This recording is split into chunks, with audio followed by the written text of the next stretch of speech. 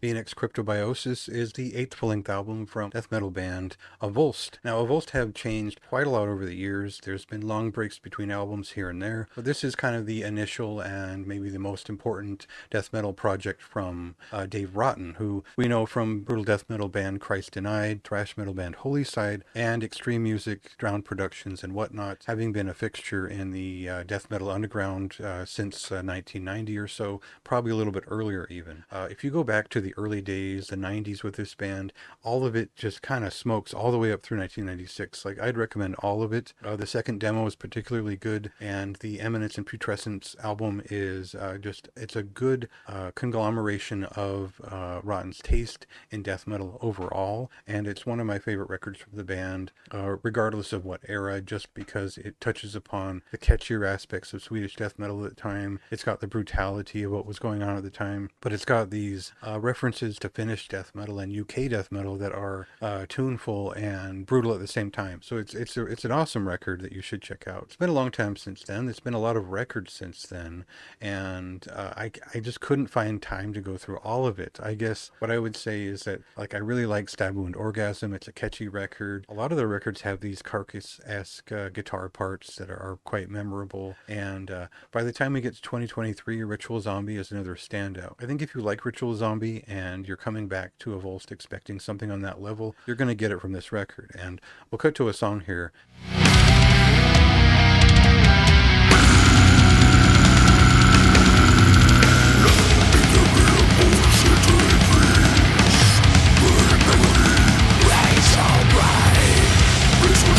So the problem with restaffing the band, changing out all the people involved, and bringing in younger folks is that essentially what they're tasked with doing is imitating the band while also conjuring the spirit of what comes next. That's a lot to handle for a group, and I think they do a good job on this record. But it also feels like a little bit like with the Pentagram record. It feels like they're bringing back something that is a little bit ancient, that is a little bit sacred, and then when they put their spin on it, it's not that exciting. So there's a lot of great songs on here, but then there's a lot of songs that just kind of pass through and feed through the tunnel. So it's not that this is a bad record. It's not that they've dropped the ball or that this isn't up to par. It certainly is. It's one of the better Avulsed records overall for my taste, and there's nothing really bad in their discography at all. It's all very listenable death metal. It's all strong. It's got catchy moments. It's got a lot of variety in all of it. So you can't really go wrong with this band if you're just a fan of death metal and maybe the brutal side of it if you're there in the 90s and 2000s. Here on this record, parts of it just don't stand out to me. They just kind of float by, and they don't really make good use of what's unique about Avulsed, which is Rotten's voice, which has got a lot of different timbres and textures to it to impress with. And